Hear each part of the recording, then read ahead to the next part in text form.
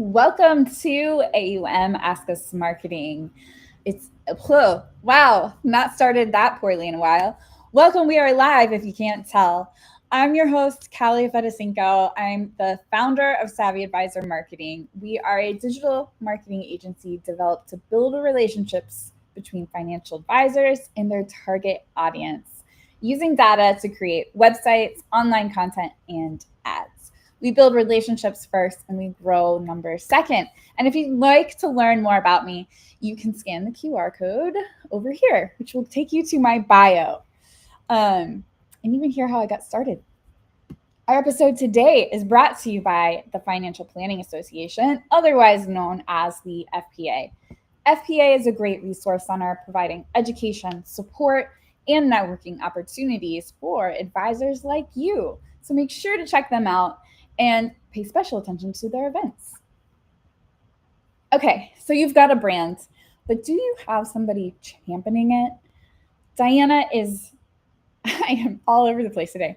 Diana Cabrices is the go-to name in evangelist marketing in the financial space, and she's here to share what it takes to become or hire somebody who makes your message unforgettable. So please join me in welcoming Diana. Hello. Hi, Diana. What a great intro. And I just it's amazing how you can do that live and still be like genuine in yourself, and you're doing great. I'm excited to be here. Thank you. Thank you. I am just tongue-tied today. I think I, got in my head about how to pronounce your last name, and then I still said it wrong. It's totally good. I told you, whatever way it comes out, it's fine. So, okay, we're here. I'm very excited about this because I'm in marketing. I didn't even know what a brand evangelist was until early last year. Hey, you're not alone. Yeah. So I want to know, tell us what exactly is a brand evangelist? Because that's what you do, right? Yep. That's exactly what I do.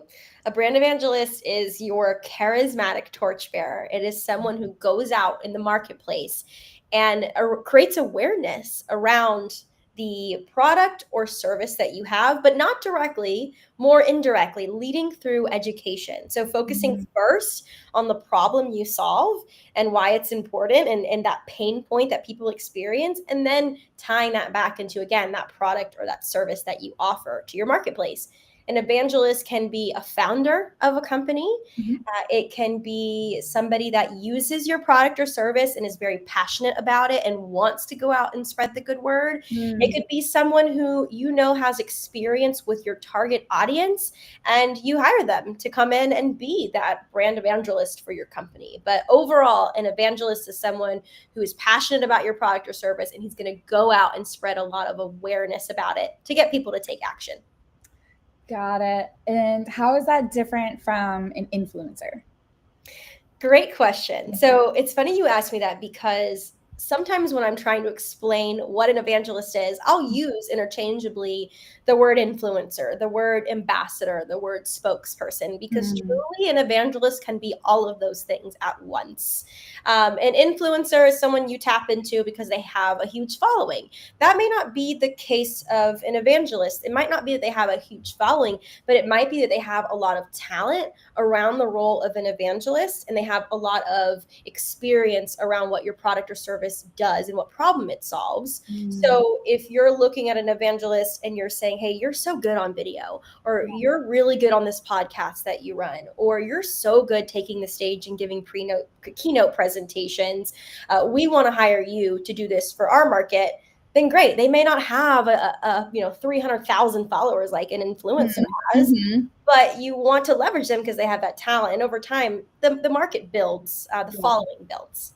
Okay, I see. I like that. So they aren't necessarily like a brand evangelist by career all the time. Maybe you're approaching them and asking them to be a brand evangelist. Exactly. That's spot on, Callie, because some people don't even know they're brand evangelists.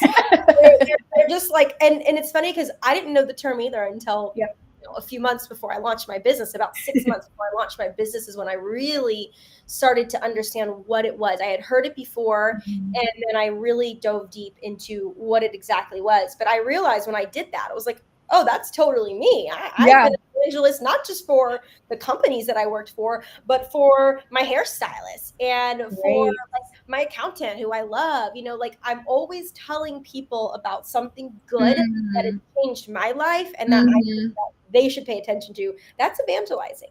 Yeah. Okay. I love that. Let's talk about why it works. Like, why is it especially powerful in financial services or other industries like that? Yes. So when we think about financial services, it is very much a human centric industry, right? H2H, human to human interactions. An evangelist is going to bring humanization to the forefront of your business. For example, you go to market, you're launching, I don't know, a new service model. You can put out a blog, you can put out a press release, and those are great things to have. You could put out a little social graphic that says we launched so and so, here's what it is. But that doesn't have any human in it. That's just text, that's just content, that's just design.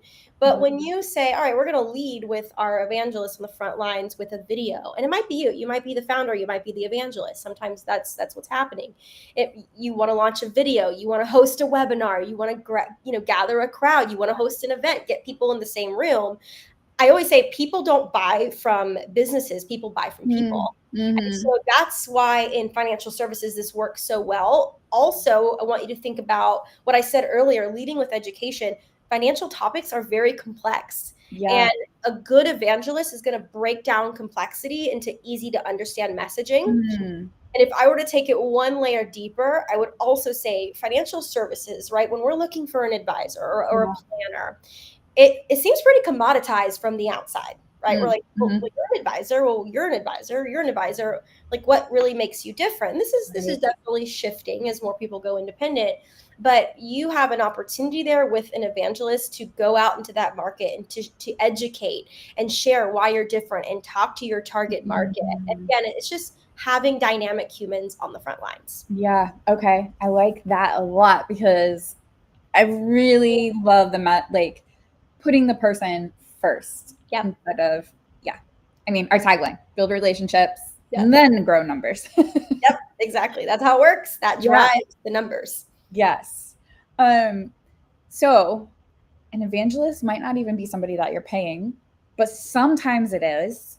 At what point would you consider hiring somebody to be a brand evangelist? Yeah, it's a great question. And you're spot on. You might be the founder and the evangelist, or you might run up to situations where you can't really take on that load. And we can definitely talk about that. There's a few business milestones that you will come across that are, to me, are one of the best times to make sure you're leading with brand evangelism and you're doing the evangelist work. The first is if you're launching a new product or a new service. I said what I said earlier about going to market. You need to have some human in your go-to-market. You want people to connect with the messaging, and remember, people are connecting with people. But maybe in the world of financial planning, you're thinking of niching down or niching down, however you want. I don't know how you say it, but I say niching. I think it sounds cooler. So maybe you're like, I'm going to niche down. That's it. I'm going to figure this out. I've been working with tech executives all this time. That is a great time to put a human on the front lines that's talking to that audience and telling them that they understand their pain points and what they're going through. Time to do that. So great opportunity to drive awareness. The second is, I would say, you're suddenly maybe facing some more competition, and your competition is doing it really well. They're going out, they're grabbing attention, and you want to make sure that you're staying, you have that competitive edge. And so again, putting someone dynamic on the front line to educate and talk about why you're different, what you're doing, the problem it solves. Great time for that. And then the last one, which I touched on a second ago, is when you're just too busy. Yeah. There are founders that cannot be the evangelist anymore. Maybe it's not that way, but now you're building a team. Now you're adding other advisors. Now you've got, client service associates that you're working with, or maybe you're fundraising. We see that more commonly in the tech space, which is primarily where I work, although I have worked with some RIAs on brand evangelism. You don't have time. You don't have time to sit in airports, to take stages, to stay in hotels. You're running a company. You're operating the business. The beautiful part about an evangelist, a dedicated evangelist, whether it's full-time or it's fractional, which is what I launched because I know not everyone can afford a six-figure full-time evangelist. But whether it's full-time or fractional, you need someone completely 100% dedicated to this role. And that's what they're doing. Let's talk about like the actual what they're doing in the role. And then also pairing that with how do you measure the success? So I guess what I'm getting at is like, is it your responsibility as the evangelist to make connections with other businesses? Or is it your responsibility to be posting online? What are the actual tasks that an evangelist is doing? And then also pairing that with how you measure the success. Yep. So all great questions. And this is where my initial answer as you were asking that question, because of course I'm always thinking, was, well, depends on who the client is, right? Depends on who's hiring you as the evangelist, because they all have different goals.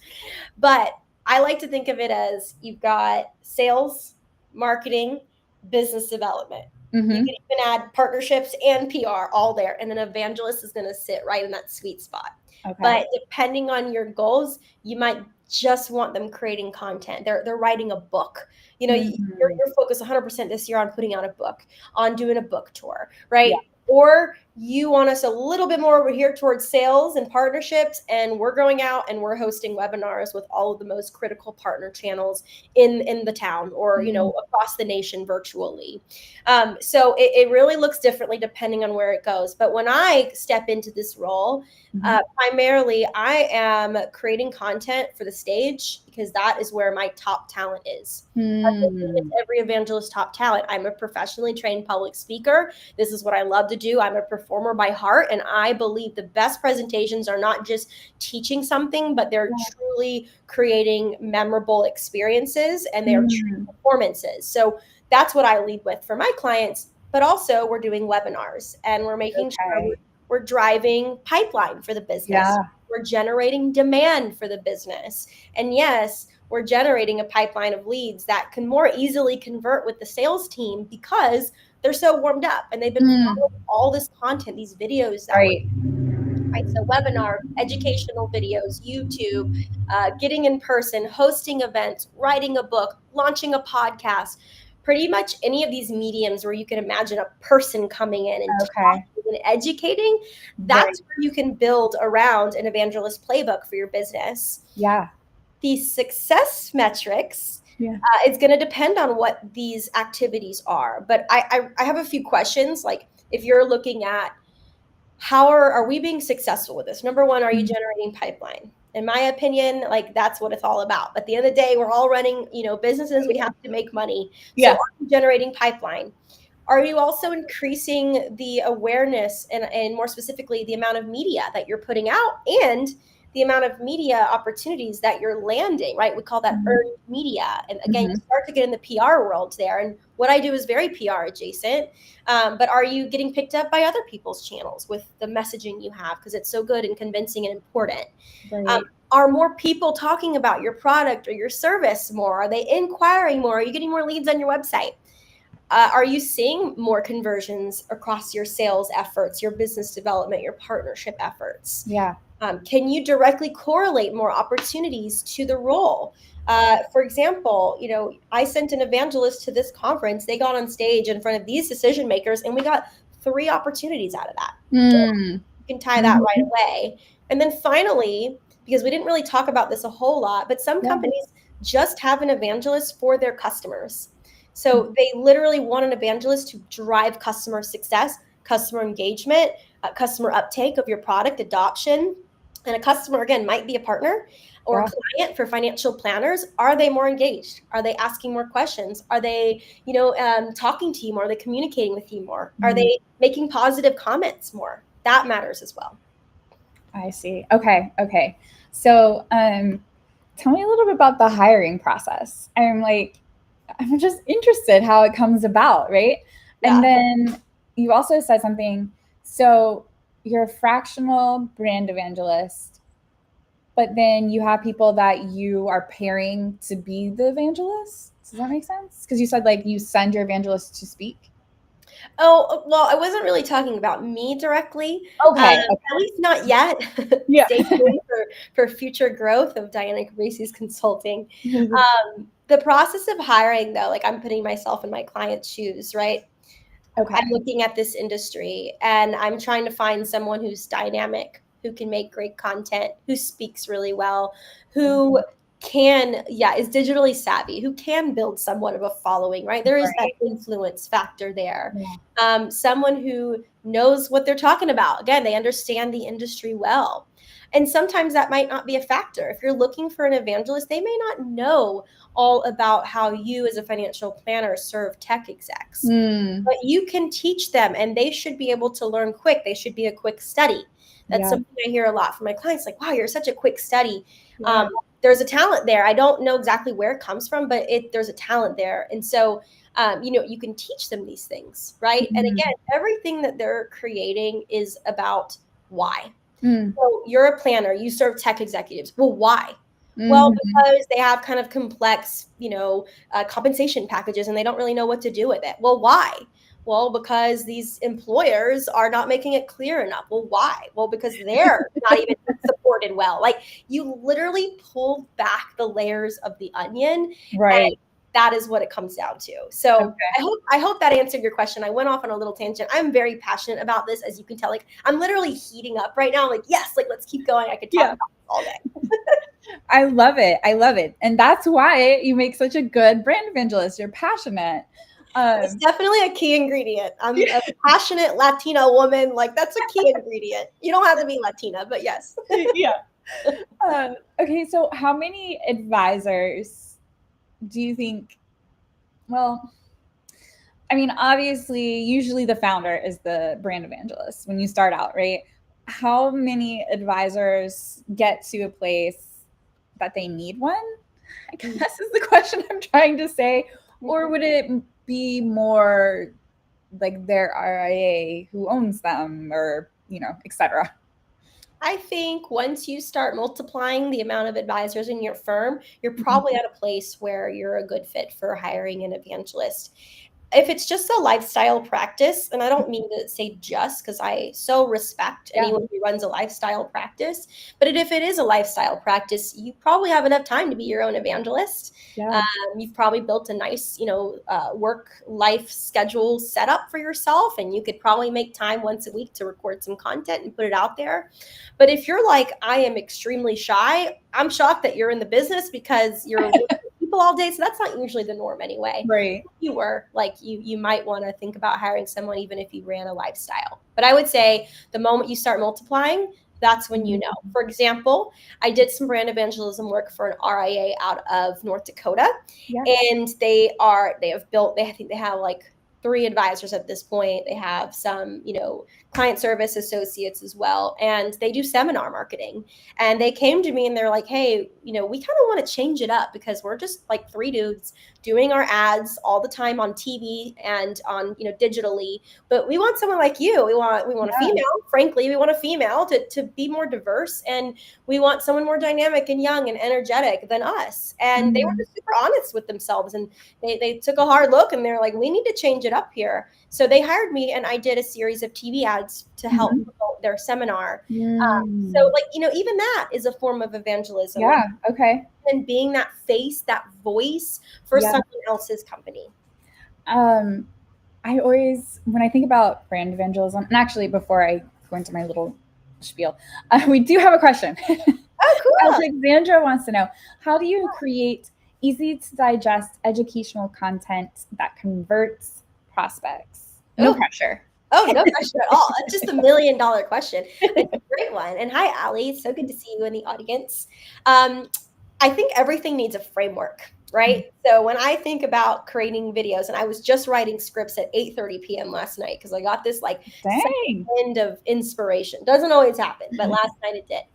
And I was thinking, all right, I'm going to go back to my framework because it doesn't fail me most of the time. Yeah. So it's usually, remember, start up here and then start peeling back that onion. Well, why? And then you're going to arrive to some spaces where you're like, okay, that would be a good video. And that would be a good video. And that would be a good video. And then when you create a script for a video, I always start with a hook. Did you know that, I think it was like 60% of Americans are preferring to go to AI tools instead of Google. I think I'm inflating that just a little bit. But that's like whoa, I didn't know that. Like it's changing that quickly. And then you go into, hey, here are 3 ways that you can start showing up on ChatGPT as a financial advisor. 1, 2, 3, make them short and sweet, something they can take away and implement right away.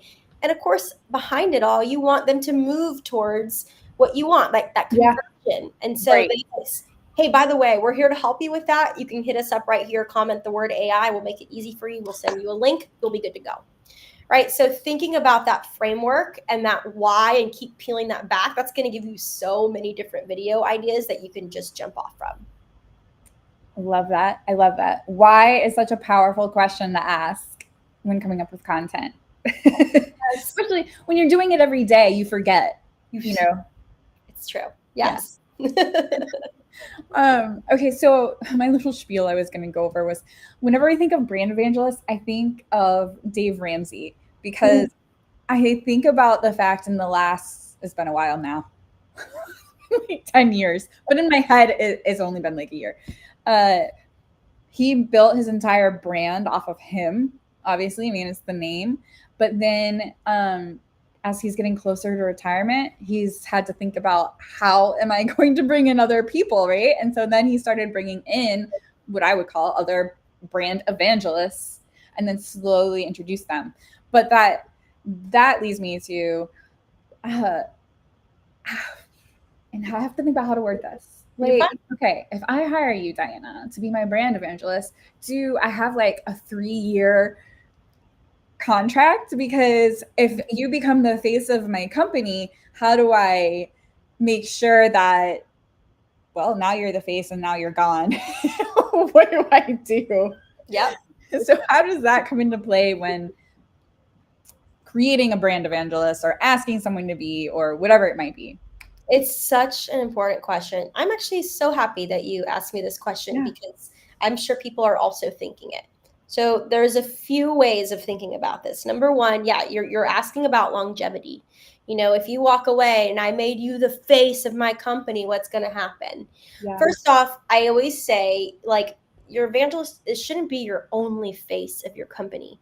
A good brand evangelist, a good chief brand evangelist is going to look within your company organization and they're going to find some other standout voices and they're going to lift them up alongside them. Right? And so it's not just me doing these interviews and these videos. I'm doing a lot of it, but I'm also interviewing these people so that they're getting exposure. I'm putting them on stage here, or I'm, getting them involved in video projects here. That's really important. And the founder should also always have facial presence in their business. At least that is what I believe wholeheartedly.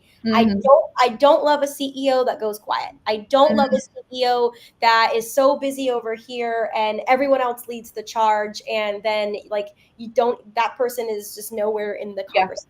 I'm not about that. And I won't work with people or clients that have that sort of CEO mentality. So a good evangelist is going to also bring up other people in the organization. And you're not going to be the only face and the only voice. However, sometimes we all get busy and that person's been dedicated to the role and it just so happens 3 years, out, they're like become the face and voice of your company and they walk away. Yeah.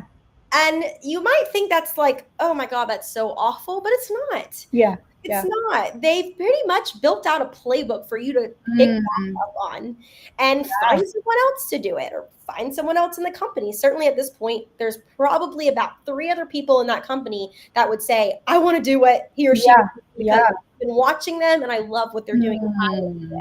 So it's not the end of the world, but you have to be preventative and proactive and make sure you've got a few faces and voices going on the front lines. Yes, I love that. I love that. I never thought about it that way. Okay, so let's talk about the ones who the founder maybe they want to be, maybe they're forced into it. They have to be the brand evangelist. How can they do that effectively? So one of the first things that I will do when I step into an engagement with a new client is I want to dive deep into the trenches of their customer voice. So I want to listen to all the call recordings I can get my hands on, from sales to customer success or customer service or client service. I'm speaking both like tech language and financial planning language right now. Yeah. But from sales to client service, I want to listen to these calls. Hopefully they're being recorded. If you run a business and your calls are not being recorded, that's a problem right there, because that content alone serves as gold for a lot of other things you're going to do in your business, including this.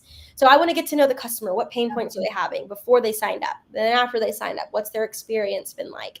That right there will give you a nice like springboard into, okay, here's the main, let's call it 5 different topics I want to keep focused on in all of the work, right? Yeah. So maybe it's, again, tech executives have complex compensation packages, and here's why. And, here's what it should look like instead, and here's how we can serve them. And, getting a little bit deeper here, but you want to kind of create these different parallels of message. And then from there, it's the mediums, it's the video, it's the webinar, it's the event that you're hosting, the seminar that you're hosting, all those different channels where you're hitting on those topics, maybe not all at the same time, but that's kind of your guide right there, right? Yeah. And it all starts with the voice of the customer. If you're not starting there, then you're just starting where you want to start. You're starting where you want to sell that product or what you want to say about that product. You're not starting with the actual use case from a customer's voice. So that's where I would start. Okay. I like that. So look at your recorded calls. Yes. Because that's where the gold is. It really is. You'll get so many ideas. You'll get so many ideas. If somebody is looking at becoming a better brand evangelist, is that something that you coach on? I've been asked. And like I said, Diana Caprisi's consulting has some big goals. Yeah. When we were talking before the show, I told you I get married in 39 days. So I'm like, everything this year has been focused on that. But next year, it's certainly one of those focuses that I would love to bring to life, because so many people have reached out to me over the last few years to say, I want to do what you're doing, and can you teach me? And I never felt really ready to step into that. I wanted to get, at least 3 years, which I've arrived to, under my belt. And wow, I feel like I could even go longer before I start teaching people, because I'm always learning something new. But if you have a listener right now who's like, oh my gosh, I really want to learn more, hit me up. I can't promise I can talk to you before my wedding, but definitely early next year, we can talk about some coaching. Sure. Awesome. For those who are listening, you can follow Diana, and I'm going to let you spell your last name here, but Diana Caprisi. That's how I always spell it for people. Cab, like a taxi cab. Rice, which I love to eat, and then an S at the end. So Cab, Rice, S, Caprices. Perfect. And what channels are you on? So primarily LinkedIn. That's like my top channel if you want to engage with me, my content, if you want to see how I evangelize brands for my clients. I was telling you before this interview, I don't talk enough about what it is to be an evangelist, why I'm so passionate about it, how to do it. I hope to, do more of that in the next year. But for now, you can follow me on LinkedIn. I'm also on X a little bit here and there. I feel like X has X'd me, like nobody sees my stuff anymore there. And YouTube, I'm on YouTube. So look me up on YouTube. If you're a planner and you need help growing your business, I have so many cool videos on technology, on AI, on marketing, all the fun things. So I'm also on YouTube. I love that. This was so great, so helpful, clarifying what a brand evangelist is, what they do, And that probably most of the people listening are already one. Don't realize it. This is probably one of my favorite interviews this entire year. I will tell you that. Yay! You're bubbly and smiley, and that feeds on my energy too, because I'm kind of the same way. And again, I love talking about this. So thank you for giving me a platform to talk about this. Oh, absolutely. My pleasure. And for anybody who is listening or has not met Diana in person, you epitomize a hummingbird. Oh my God, I love this. Okay. I literally love this. Tiny little thing that's really fast and makes everybody happy. Yep. And it's just a joy. So I really appreciate you being. That's like, I love that. Every time I see them, I'm like so enamored. I'm like, God, just so I feel that. I really do. Sometimes I'm too fast, but yes, thank you. That was great. Thank you so much for joining us. Again, follow Diana on LinkedIn or YouTube. Thanks, Diana. Bye. Thank you. And for those who are still with us, if you have marketing questions and you don't want to ask them in the group chat as I'm live, use this QR code and we can meet one-on-one. You can ask me your questions and I will do my best to answer them. We've done almost 2 years now of weekly A.U.Ms, which is crazy. Thank you for everybody who has joined us. And join us next week. Hold on, let me move this to the side so you can see my face. Join us next week as we talk with Justin Peters on how to make your podcast discoverable. This was super interesting because I went to his community meetup and he started talking about everything you have to do to make sure your podcast can be discovered.